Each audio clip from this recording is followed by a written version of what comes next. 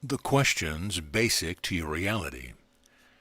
Beloved one, now I would speak with you about questions. Questions that are basic to your reality, questions that come up. Oftentimes you will be asking these questions of yourself, and many times ones are asking these questions of me. Questions such as, who am I? I awaken in the morning and I seem to remember the person I was the day before. I get up and I do what is accustomed on that day, whatever the schedule will say that I'm going to be doing. And yet, at the same time, you feel that persona is not all of you. You feel that it is part of you. It is in truth an act, as you are the actor, actress, playing a certain part in what you see to be reality, lowercase r, and you do it very well. You remember the personality from the day before, and the day before, and the day before. And maybe you will do a bit of reshaping and changing during the day, as there may be new friends who come with some new ideas. And you may change what seems to be the personality as you go through different stages of life. Who am I? You are the extension of the one divine source. You are the extension of the one mind, the one, I will not even call it a being, because that will identify it with limits, but of one universal energy, and yet it is not limited to the universe. You are even more than what this universe will suggest. Who am I? I am divine. I am the Creative One, capital O. I am the Creative One who is creating my reality, lowercase r, each moment as I go through the day and through the night. I am creative, because the one mind is creative. That is its nature. And you, because you are an extension, I will not say child, because that implies that there may be separation between source and child. You are an extension of the one creative mind going forth experiencing itself.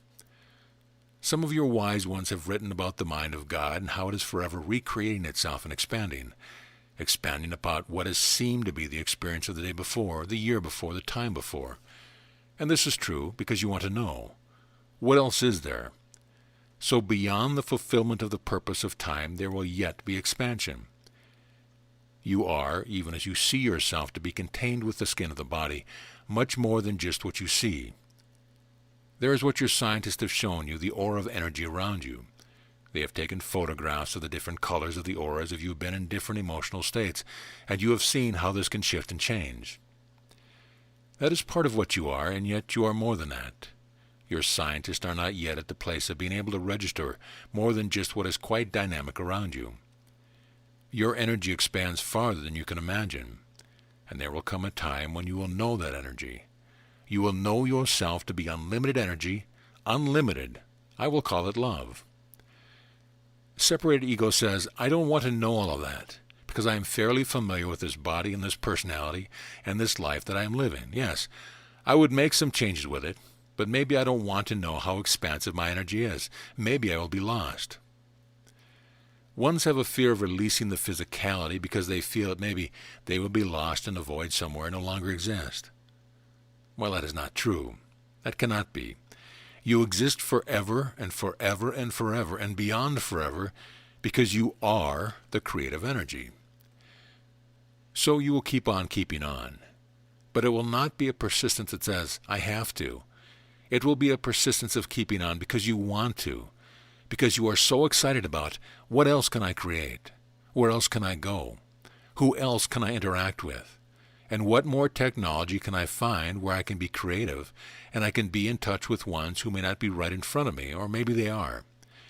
And I can be creative in ways that I've yet to explore. Who am I? Am I just a speck of dust rattling around in a big universe? Am I going to get lost? No, you can never be lost.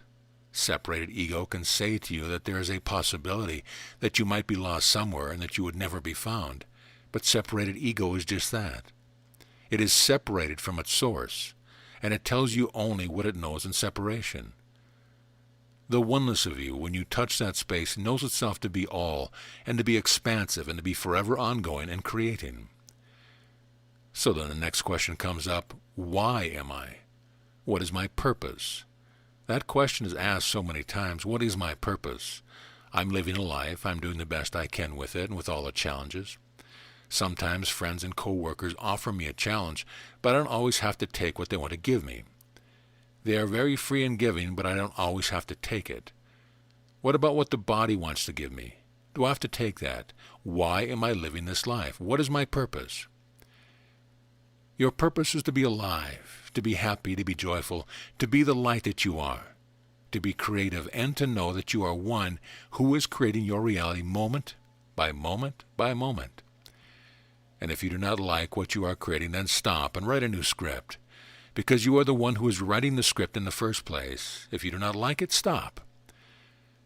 There is no one and no thing that is more powerful than you are.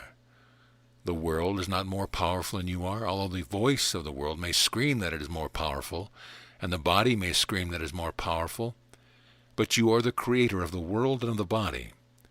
You are the one who has agreed that you would express for a temporary time with the physicality, with the body, the molecules of the dust of our Holy Mother Earth, that you will activate a body so you can walk amongst the brothers and sisters, give them hugs, talk with them, be in a relationship with them, be in joy, truly enjoy with them, because you are the all-powerful one. Now I know that the world does not say that to you. The world says everything is a challenge, and you will have to do the best you can with it, and you do. But the world is of your making. You are making your world as you go along. As you wake up in the morning, before you hop out of bed, or before you fall out of bed sometimes, visualize how you want your day to be. It only takes a moment or so. You do not have to spend 15 minutes, 1/2 hour in bed. You do not have to get up and sit in a certain posture and breathe through one nostril and face the east or the west or whatever. You do not have to have ritual about it. Now pause for a moment as you wake up and visualize how you want the day to be. If you know the people that you are going to be interacting with that day, visualize meeting them and speak with them heart to heart, mind to mind, before you even put the feet on the floor. And you will find that truly the day will be different because you have decreed that it is going to be different. So if there is some challenge that you are working with, allow yourself to look at it as a gift, because everything you make for yourself is a gift. It has a blessing in it, and the blessing is to rise up over it and to know that you have brought it about. And if you have brought it about, and I assure you that you have, then you can recreate it and change it. Even if separated ego says, no, you can't change that, it is too difficult, too complex, too many people involved, too much of the world saying that this is how it has to be, you can change it. You do it by allowing the feeling to arise within you that I am all-powerful. I am the creative one. I am the extension of the one creator, and I create this day in joy. I'm going to enjoy it. I don't care what else happens. I'm going to enjoy it. I know that there are some days when the body says, oh, yeah, right, but you can still enjoy it. So, who am I? The extension of the one creative source, the one mind. Why am I? For the purpose of living in joy. Who are you? Why are you in my world? You are in my world so that we can interact, get together. We can give the hugs. We can give the shoulder if one needs a shoulder to rest upon, or the ear to listen to someone's story. You are in my life because I have created you to be in my life. Now you have your own individuality as you understand reality, lowercase r, so that you are not controlled by my thinking that you are in my world. You are in my world, but you also have the power to not be in my world. In just a moment you can step out. You are free to get up and walk out if you want to. Or you can absent the mind. Your body is still in my world, but you are not. So why are you? You are for the purpose of bringing joy. Now there have been lifetimes when you have lived a solitary life and you have said, I don't want anyone else in my life. I'm going to live in this cave all by myself. I have everything I need. I manifest it for myself. And that has been okay for a lifetime or 2 or 3 or 20. But then you have come to a place where you have said, I wonder what else there is to experience. I wonder if there is someone else like me. I wonder if there is someone else not like me. I wonder, and as soon as that small idea comes, I wonder, immediately everything changes, and it changes for the good. Now, separated ego again will say, look, things may not be perfect, but don't change anything, because I am comfortable with these things that aren't really perfect, so don't go rocking the boat. But I say unto you, go ahead and rock the boat. What happens if the boat turns over? You walk on water. You are the one creating the water.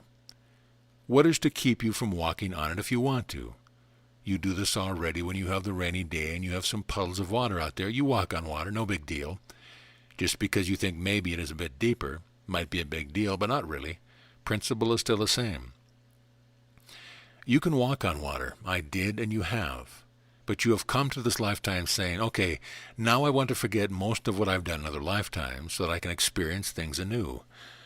You start out as a small infant. The ones have said is a tabula rasa, in other words, a blank slate. But truly, no small one comes without their own personality traits. You see in the same family there may be one who is really right there up in your face and another one who's a little bit more timid and says, will it be all right if I...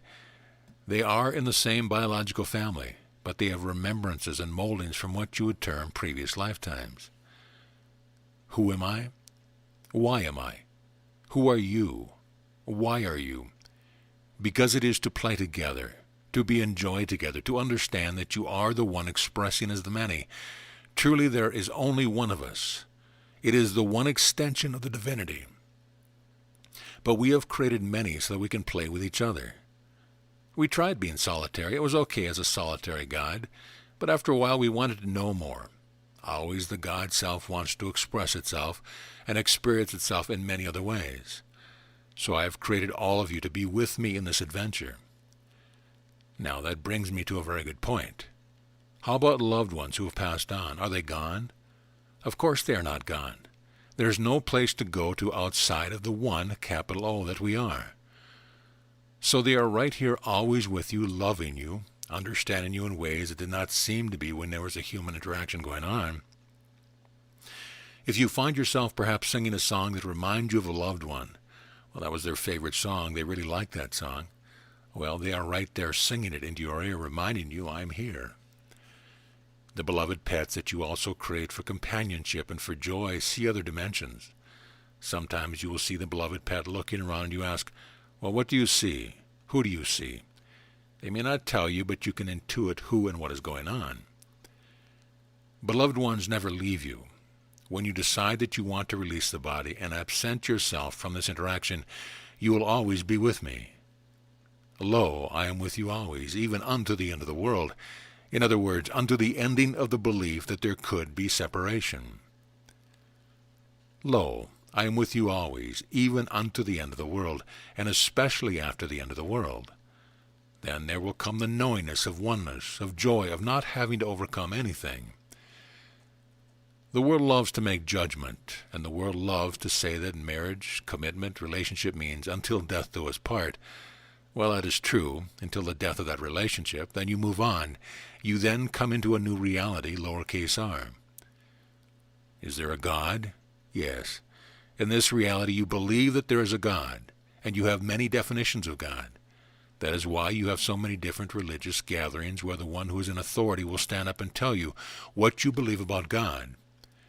You are seeing now some clashes unnecessary, but yet they have been brought about so that you can examine who and what is God. Is there a God? First of all, and the answer is yes. Who is God? Everything you see. What is God? It is the divine one mind going forth to express and experience itself, and how it does this is in a multitudinous variety of ways, many different varieties, and it is all God.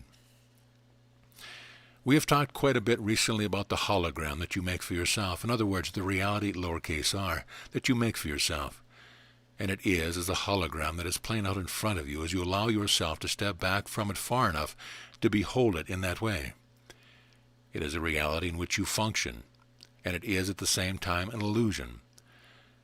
A book which I dictated, A Course in Miracles, speaks of the illusion. I speak now of another word for it, of the hologram that you are making for yourself, and how you can behold that hologram right in front of you in a moment or so of oneness, where you step back from it and you say, hey, I can see what is going on. And with that feeling, that knowing, you are often right back in it again. But as time, again, a construct that you have made in this reality goes on, you come to a place where you stay in the place of beholder long and longer, where you know that everything truly serves the remembrance of the at-one-ment, the atonement. Not atonement because you have done everything wrong and you somehow have to atone for it, and you have to be down on the knees and say so many rituals, not that kind of atonement. The atonement which I speak of is the remembrance of the at-one-ment, where you know yourself to be the one and only, the extension of the one and only creative principle. Now, the mental mind loves to play with words, with concepts and constructs that you make. The mental mind tells you that you are limited. You are limited by the body and what it feels like. You are limited by the personality that you have defined. You are limited by time. That is one of the big limitations that you have built into this reality. And why have you built this in? So that you can then leave it, so that you can say all time is now. I am the breath of spirit. I do not have to worry about getting home at a certain time and allowing the body to rest for X number of hours so that I am refreshed and ready to go on the next day and to tackle everything that the world is going to throw at me. Hey, maybe I'm free. With the breath of spirit, you are free. You have heard stories of wise ones who do not sleep at night. They may spend an hour in meditation and they are refreshed. They may not even call it meditation, but they allow themselves to come to a place of peace where they know oneness with self, capital S, and they know that they are in tune with everything that happens, everything that they create. Those are the ones who often are your creators who bring forth the inventions, because in that state of peace and receptivity, new ideas for creating more come in. Many think they are limited by the geographical miles from a place, but in time, and beyond time, you will come to the realization that you are the one creating any and all limitations. That is the point I would like you to take from this message, that you are creating your reality, and your questions help you realize your reality. Imagine if you had 1,000,000 marbles of all different colors and they were in a huge glass bowl. That is just a symbol of what your realities are.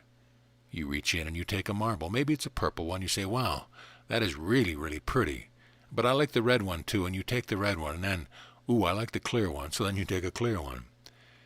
You have all the 1,000,000 marbles in the glass bowl to choose from, and you are allowed to pick any of them and all of them. There's no limit. That is what you are doing day by day as you understand time and days, as you understand your reality. Everything is right there for you. Just visualize it. Know that it is in that huge glass bowl and is going to come to you. And then when it comes to you, jump up and down like a little child and say, wow, it happened. It really happened. And the joy in you is made complete. That is truly who you are. That is why you are. So be it.